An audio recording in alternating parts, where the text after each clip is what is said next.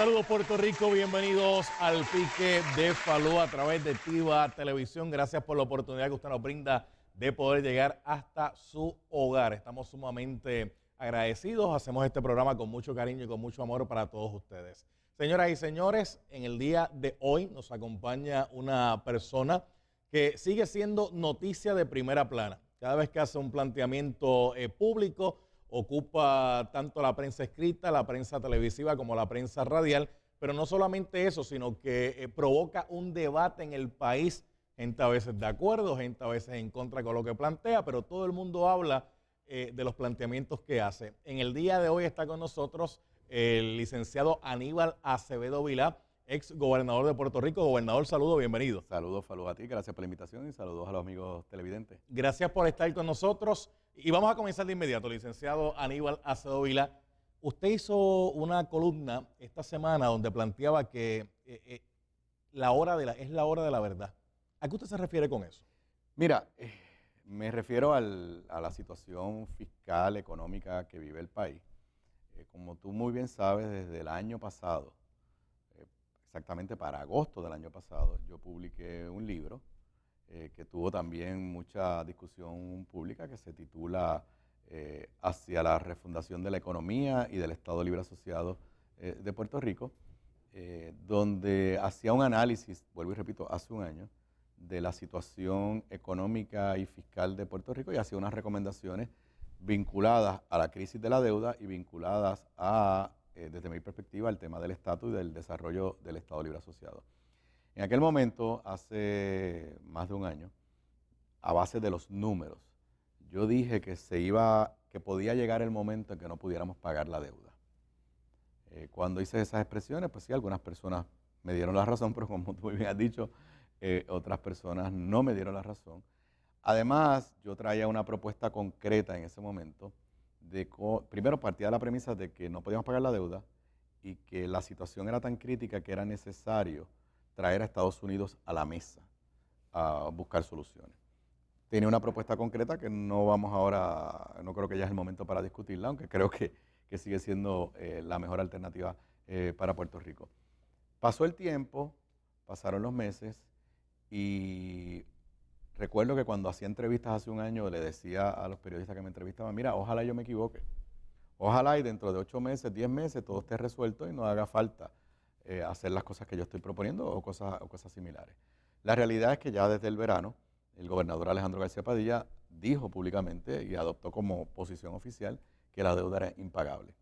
La realidad es que ahora todo el mundo entiende que tiene que haber alguna intervención de Estados Unidos. Pedro Pierluisi radicó el proyecto de quiebra criolla con el respaldo del gobernador. Ricky Rosselló ha hablado de crear algún tipo de comisión conjunta a nivel federal. Así que, el planteamiento de que la deuda no se puede pagar se ha convertido quizás en la realidad, aunque hay quien la niega todavía. Segundo, la necesidad de que Estados Unidos de alguna forma actúe quedó validada porque el presidente Obama acaba de hacer unas propuestas definitivas al Congreso. Pero el reloj sigue avanzando. Y la semana pasada salieron varios reportes de prensa. Antes que eso, en la vista en el Senado Federal, el Departamento del Tesoro de los Estados Unidos no solamente dijo que no podíamos pagar la deuda, usó una expresión que Falú es sumamente fuerte, que yo creo que es la verdad, ¿no? Dijo que Puerto Rico estaba cerca de una crisis humanitaria. Una crisis humanitaria es algo mucho más severo que una crisis económica. ¿Cuándo se dan crisis humanitarias? Cuando la gente se queda sin servicios de salud, cuando la gente se queda sin vivienda. ¿Y por qué el Departamento del Tesoro dice eso? Porque aunque no lo querramos reconocer, ese es el riesgo que tenemos en este momento. Y la semana pasada pues comenzaron a salir historias de que íbamos a llevar a miles de empleados públicos a jornada parcial, de que ahora en diciembre o en enero hay que escoger entre pagar la deuda o mantener el gobierno operando. Y el viernes de la semana pasada por la noche, como a las 7 de la noche, el Banco Gubernamental de Fomento presentó online en la internet, cumpliendo con unos mandatos de ley federal, un informe donde básicamente dice que los recaudos del gobierno central se volvieron a caer y básicamente dice que el Banco de Fomento está al borde de la insolvencia y que no se iba a poder pagar la deuda o mantener operando el gobierno.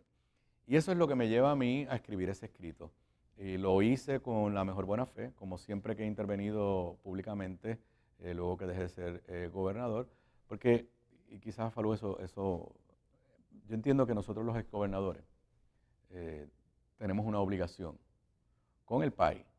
Obviamente, pues los que son populares también tienen su obligación con el Partido Popular, los que son PNP también tienen su obligación con el PNP, pero más que nada con el país, de cuando creamos que podemos aportar a la discusión pública, aportar. Eso no quiere decir que lo que uno diga es la verdad o va a ser lo correcto, pero yo no creo que si yo como exgobernador en mi casa por la noche pienso que mira, a lo mejor se me ha ocurrido una idea, que yo me la debo reservar, es más que la debo solamente compartir con la gente de mi partido. Creo que uno la tiene que compartir con el país y de alguna forma abonar a la discusión pública. Y ese escrito, básicamente lo que dice es, llegó la hora de la verdad. La hora de la verdad donde el gobernador dijo en el verano, se lo dijo el New York Times, que íbamos a quedarnos sin dinero, que la deuda era impagable, y ahora el Banco de Fomento nos dice que eso puede pasar en noviembre, en diciembre o en enero. Y lo que trato yo de hacer es, el escrito del año pasado, el libro, era la visión a largo plazo. Okay. El escrito de esta semana es a corto plazo. ¿Qué hacemos de aquí a diciembre, a enero, cuando llegue ese día donde el gobernador Alejandro García Padilla, y lo digo con la mayor sinceridad, yo no quisiera estar en sus zapatos? Yo pasé por momentos difíciles, pero los de él son todavía más difíciles desde el punto de vista de la situación fiscal del gobierno, donde el gobernador va a tener que decidir o le paga a los bonistas o le paga a los empleados públicos y sigue operando el gobierno. Y ahí es que yo digo, mira, uno, es un escrito que hace 3 recomendaciones. Con una entrevista con otro periodista me dijo, es como una hoja de ruta. Y yo, mira, es un buen concepto, es como una hoja de ruta. Número 1, ponerle más presión a Obama.